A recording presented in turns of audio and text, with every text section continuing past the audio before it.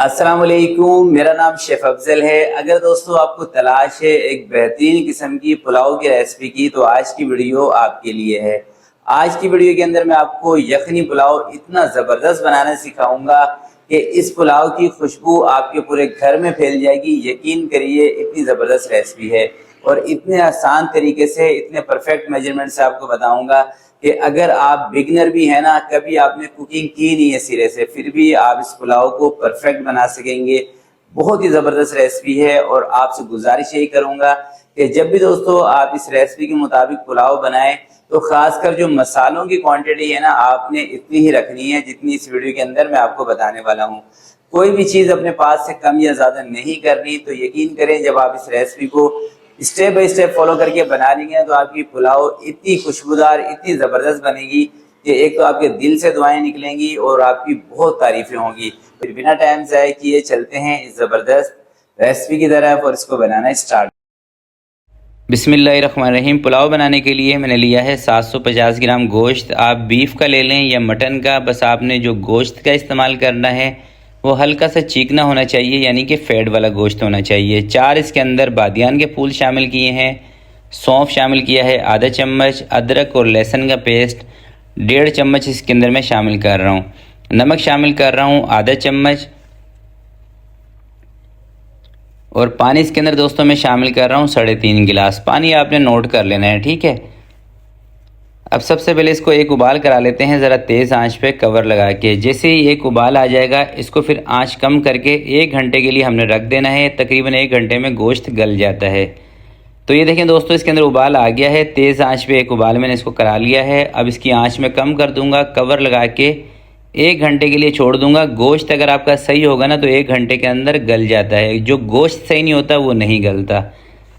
अब दोस्तों इसका मसाला बनाते हैं, जिसके लिए मैं ले रहा हूँ सौंफ 1 चम्मच, ज़ीरा 1 छोटा चम्मच ले रहा हूँ, काली मिर्चें ले रहा हूँ 1 छोटा चम्मच, लौंग ले रहा हूँ कोई 8 से 10 पीस, बड़ी इलायची 1 पीस, सब्ज़ इलायची 5 पीस, दालचीनी के 3 बड़े टुकड़े आपने ले लेने हैं, बादियान के 4 फूल लेने हैं, तेज़ पत्ता ले लेना है 2 से 3 पत्ते,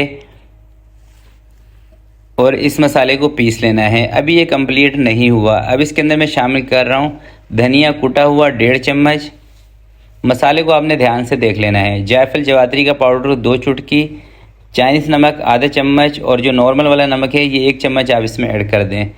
5 से 7 लौंग शामिल कर दें और 5 से 6 इसके अंदर आलू बुखारे शामिल कर दें। ये पुलाव का खुशबूदार मसाला तैयार हो चुका है। अब दोस्तों चावल भिगो लेते हैं। तो चावल में ले रहा हूँ, अगर आप वेट के हिसाब से देखेंगे 600 ग्राम है, गिलास के हिसाब से देखेंगे 1.5 गिलास है।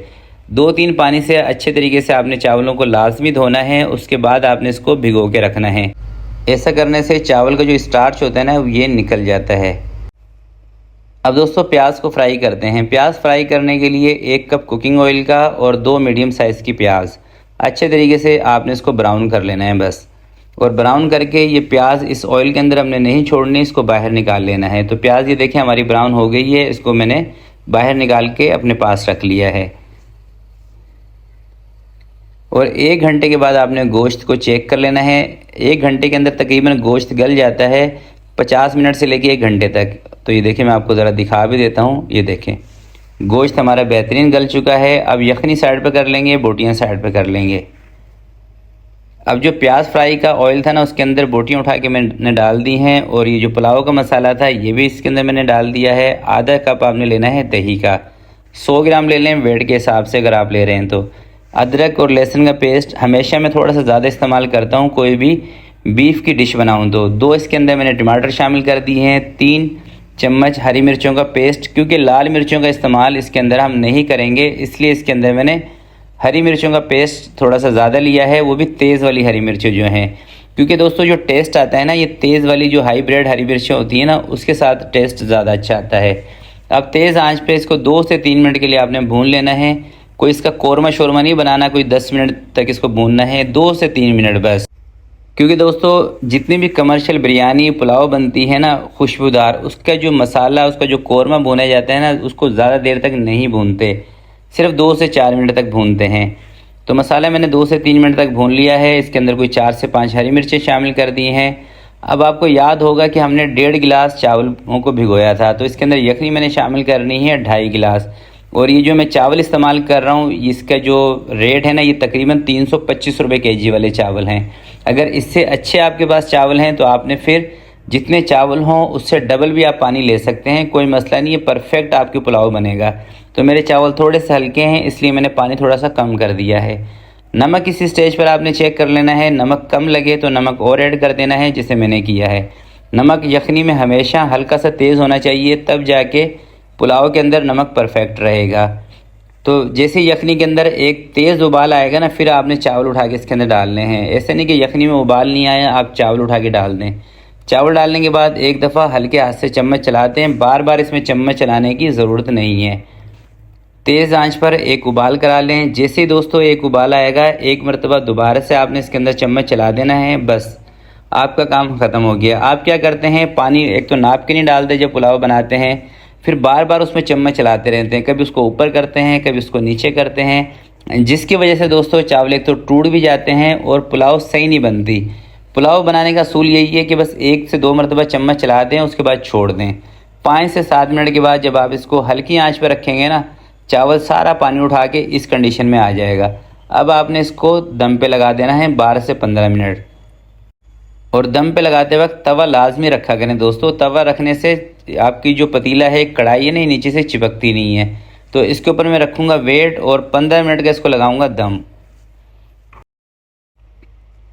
15 मिनट के बाद दोस्तों कवर को हटा रहा हूँ और अब आपको दिखाता हूँ पुलाव का फाइनल लुक। यकीन करें खुशबू इतनी ज़बरदस्त आ रही है कि पूरी इस जगह के अंदर पुलाव की खुशबू फैली हुई है।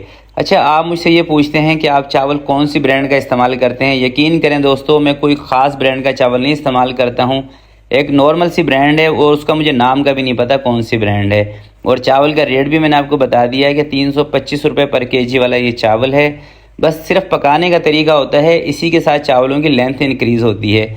जब जैसे मैंने आपको पहले बताया था ना, आप बार बार इसमें चम्मच चलाते रहेंगे ना, तो चावल एक तो लेंथ उसकी इंक्रीज़ नहीं होगी और चावल टूट जाते हैं। और दूसरी बात यह है कि आप पानी इसके अंदर पूरा ऐड किया करें। देखें, चावलों को जब तक पानी पूरा नहीं मिलेगा ना, चावल आपके लेंथ को इंक्रीज़ नहीं करेंगे, छोटे रह जाएंगे। आप ये समझते हैं कि शायद आपके चावल सही नहीं है इसलिए लंबे नहीं हुए, मगर होता क्या है कि आप उसके अंदर पानी पूरा नहीं डालते, पानी कम डालते हैं, फिर बाद में ऊपर से छींटा लगाते हैं। ऐसा ना किया करें। एक बर्तन से चावल नाप लें, जैसे मैंने इस वीडियो के अंदर आपको बताया है, और उसी बर्तन से आपने पानी यखनी नाप के इसके अंदर डालनी है, तो परफेक्ट पुलाव बनेगी। क्योंकि पुलाव बनाना बहुत ही आसान है, सिर्फ आपको पानी का नाप का पता होना चाहिए, तो पुलाव आपकी परफेक्ट बनेगी। तो आज की वीडियो दोस्तों अगर आपको पसंद आई हो तो प्लीज़ इसको ज़रूर लाइक कीजिएगा और अपने दोस्तों के साथ शेयर कीजिएगा। तो आज की वीडियो के लिए इतना ही, आपसे मिलते हैं किसी नेक्स्ट वीडियो में। तब तक के लिए अपना बहुत सारा ख्याल रखिएगा, अपने वालिदैन का ख्याल रखिएगा। अल्लाह हाफिज़।